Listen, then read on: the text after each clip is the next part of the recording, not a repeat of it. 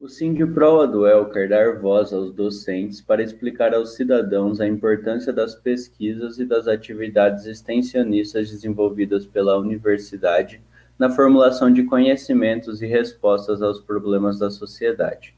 Embora essa seja uma necessidade recorrente, com a crise sanitária provada pela pandemia da Covid-19, sabemos que só a ciência pode apresentar soluções para os problemas sociais e políticos contemporâneos.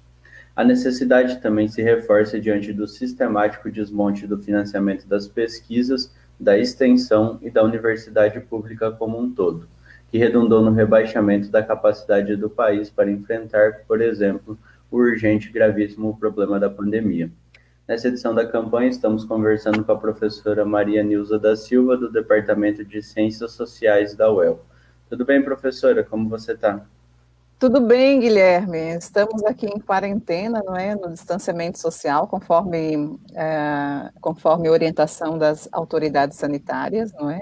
Aprendendo um novo jeito de trabalhar, mas estamos bem. Tá certo. Você poderia falar um pouquinho, falar o seu nome completo, onde você se formou e qual a sua atual titulação? Sim. Eu sou Maria Nilza da Silva, sou professora de Sociologia, professora titular de Sociologia no Departamento de Ciências Sociais. Eu fiz minha graduação, mestrado, doutorado na PUC São Paulo, fiz um estágio durante o doutorado na École des Hautes em Ciências Sociais em Paris e fiz também o pós-doutorado também na mesma escola, na École des Hautes em Ciências Sociais de Paris. E na UEL, qual que é a sua área de atuação? Então, eu trabalho com relações raciais, então eu tenho trabalhado muito com a implementação da Lei 10.639, né, nos projetos de extensão. Também tenho desenvolvido pesquisas em relação à população negra, de uma forma geral, e as ações afirmativas. Então, tanto a pesquisa quanto a extensão, também o ensino, a gente tem trabalhado, o nosso foco são as relações étnico-raciais voltados especialmente para a população negra. Você poderia desenvolver um pouquinho sobre a linha de pesquisa, a extensão e há quanto tempo você vem trabalhando nela?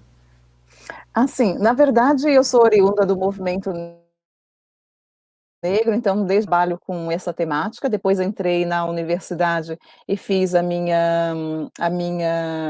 o meu TCC sobre a população negra, né, quer dizer, na verdade, já há mais de 30 anos eu trabalho com essa temática. Então, um reforço muito grande que houve nessa temática para as pesquisas e também para a extensão ocorreu em 2003, com a Lei 10.639, promulgada pelo governo federal. Através dessa lei, vários editais foram lançados pelo governo federal no início dos anos 2000, o que possibilitou, por exemplo, a realização de pesquisas, também de extensão. Na UEL, nós temos trabalhado, por exemplo, com a formação continuada de professores, porque até, é incrível a gente pensar nisso, mas até 2003, 2004, não é, quando os documentos foram promulgados, a gente não tinha uma obrigatoriedade de ensinar história e cultura africana e afro-brasileira nas escolas, não é?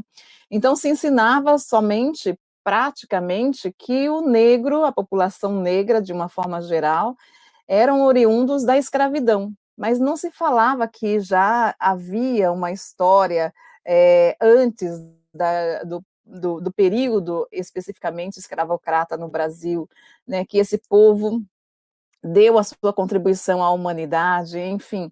Então, essa história nos foi negada, não é? Então, com a promulgação da Lei 10.639, todos os níveis de educação, desde a educação infantil até o ensino superior, na verdade, tiveram que ensinar a história e cultura africana e afro-brasileira.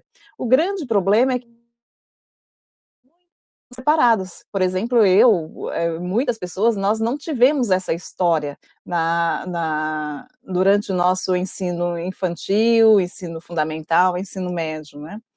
Então, nós tivemos bastante trabalho, e assim, tivemos também o apoio desses editais que eu mencionei, exatamente para a formação de professores, sobretudo na formação continuada, e também formar os nossos próprios estudantes nesses estudos. Então, desde que eu entrei na universidade, eu tenho ministrado aulas sobre relações raciais, além da sociologia clássica, sobre relações étnico-raciais, não é? Então Muito é isso. legal, professora. É interessante. Queria Sim. pedir para você como você explicaria para o público leigo a relevância desse tipo de pesquisa e de trabalho de extensão. Olha, existem muitos problemas relacionados às relações raciais, sobretudo a questão da desigualdade. Então, hoje, dificilmente alguém nega que existe desigualdades entre a população, os estratos populacionais brasileiros, né? Por exemplo, o indígena, o negro, a população branca, né? A população amarela. Então, praticamente não existe essa negação.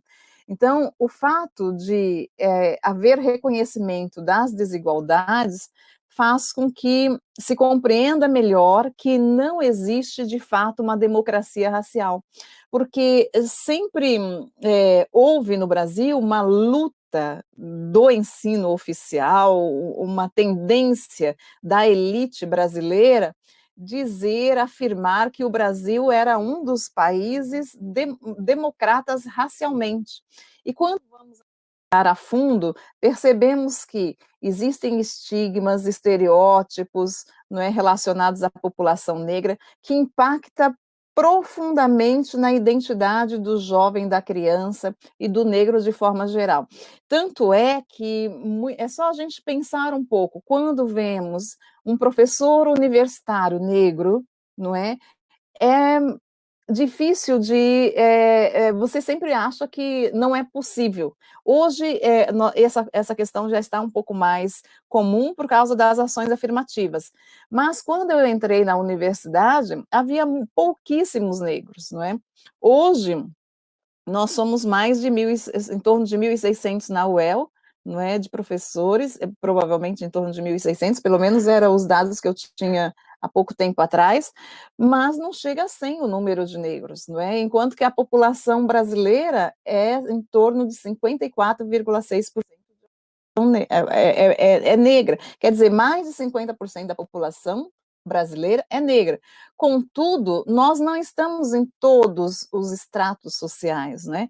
Quando a gente olha, por exemplo, o ministério, os ministros hoje, os deputados, os vereadores, quando você olha determinados bairros, quando você passa, por exemplo, em alguns bairros, vamos pensar aqui na Gleba Palhano, né? Onde é que estão os negros? Então, essa desigualdade mostra que existe uma desigualdade social, mas existe uma desigualdade também racial, né?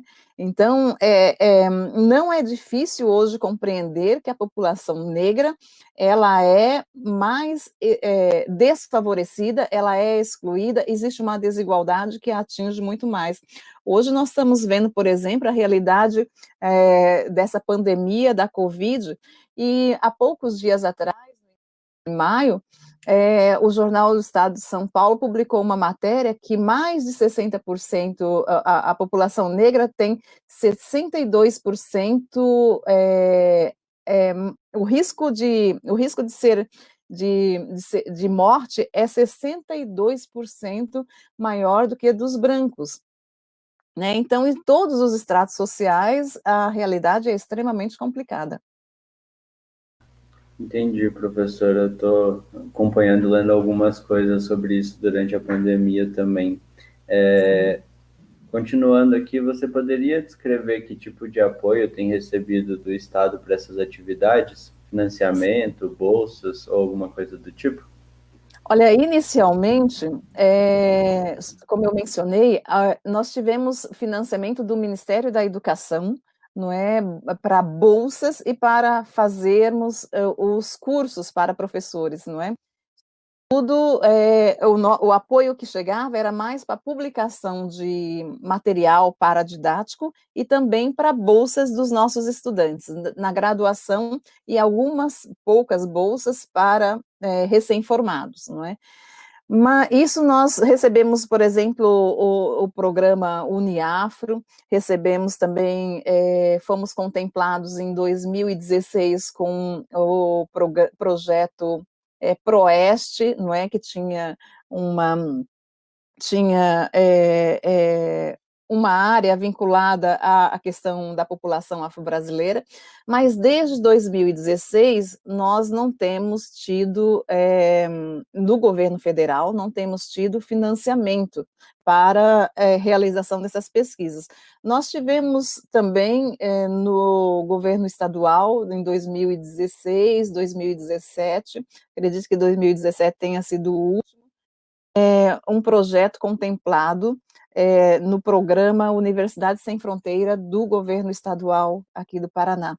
Mas esses programas, na verdade, eles são essenciais, porque são com esses programas que, através das bolsas para os estudantes de graduação e também recém-formados, que a gente conseguia ir até as escolas e fazer cursos para os professores, fazer palestras, mas não só isso, produzir material. Né? Então, para realizar as pesquisas, para realizar não só as pesquisas, mas também a produção de material paradidático, foram essenciais esses editais. Então, hoje, nós estamos bastante fragilizados, porque há tempos já não temos mais nenhum tipo de financiamento para essa área. Entendi, professor. É uma situação meio generalizada, né? Já outros professores Exatamente. falaram sobre nas entrevistas aqui. Exatamente. Aproveitando então essa resposta e esses cenários que a gente está comentando, eu queria perguntar qual a sua visão do papel do Estado e da universidade na realização dessas atividades.